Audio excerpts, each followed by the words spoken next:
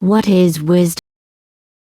A long time ago, when animals still had the power of speech, a white, stripeless tiger crept to the edge of the jungle and looked out at the paddy fields where the rice grew. He saw a man sitting under a banana tree, eating his lunch. Not far away stood a buffalo, who was also taking a rest from his work plowing the fields. The great beast swished his tail to swipe away the tiger crept forward on his belly, using his powerful arms to pull himself through the grass. And when he was just behind the buffalo, he whispered, "Do not be afraid. I do not come to satisfy my hunger, but to seek your advice. Do tell me the answer to my question, for I am so curious to know. I have been observing the puny little man. Who is your master? He has no strength, no sharp sense of smell. His hands are not strong, and his teeth are not sharp, yet he rules you and makes you work for him.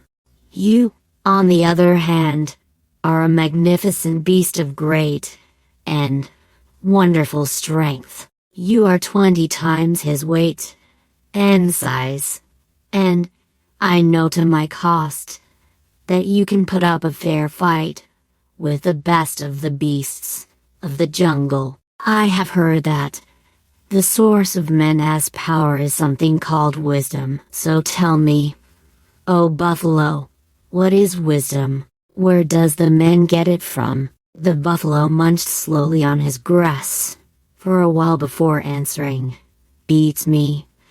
I have no idea." "Why don't you ask him?"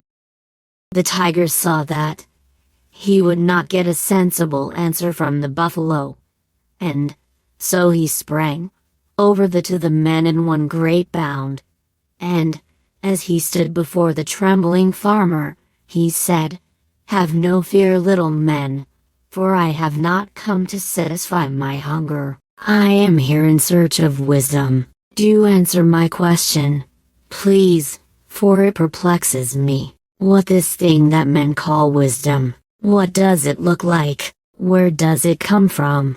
Will you not share some of it with me?" The man wiped the sweat of fear from his forehead and said as calmly as he could, "Wisdom is very precious. Must I really give some of it to you?" "The choice is yours," said the tiger. "But do you hear that sound? It is my stomach rumbling. I have not slept or eaten for 3 days. So perplexed have I been by this question. But now I am starting to feel like I could do with a bite." And the man could indeed hear a low rumbling sound. He replied to the tiger, "Well, of course, I will gladly share my wisdom with you, but I am afraid I have left it at home today. I must go and fetch it for you. If you come back with me, I am afraid the villagers will take fright. Will you wait here a while?" The tiger walked around the man menacingly before giving his reply. "I will wait, but be sure to come back, or I will visit you in your field again tomorrow, and next time I might be more hungry than inquisitive." The man started to walk out of the field, but he had taken only a few steps when he turned back and said, "Please forgive me. I am troubled by the thought of leaving a hungry tiger here with my animals. Will you let me tie you to this tree while I am away fetching the wisdom? That way my fears will be at rest." The tiger was afraid that the man would change his mind about sharing his wisdom. He thought of the great power that only a little wisdom would give him, how with his strength, and with just a little of men's wisdom, he would rule every creature that walked, slithered, swam or flew across the world. He wanted this prize so much that he agreed to let the man coil a rope around his body and his legs and tie him to the trunk of the banana tree. A little later, the man returned to the field with his 3 sons. Each carried armfuls of dry straw. "Here, I have kept my side of the bargain. I have brought you wisdom," said the man.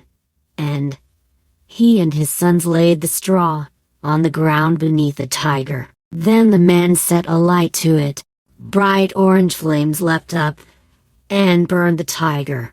He roared with pain, until at last the fire seared through the ropes, and he sprang to freedom, and bounded for the river, where he soothed his burnt fur in the cooling waters. In time the wounds of the tiger healed, but forevermore his body bore orange stripes where the flames and burned him, and black ones where the ropes had bound him. For more videos, subscribe and like my channel.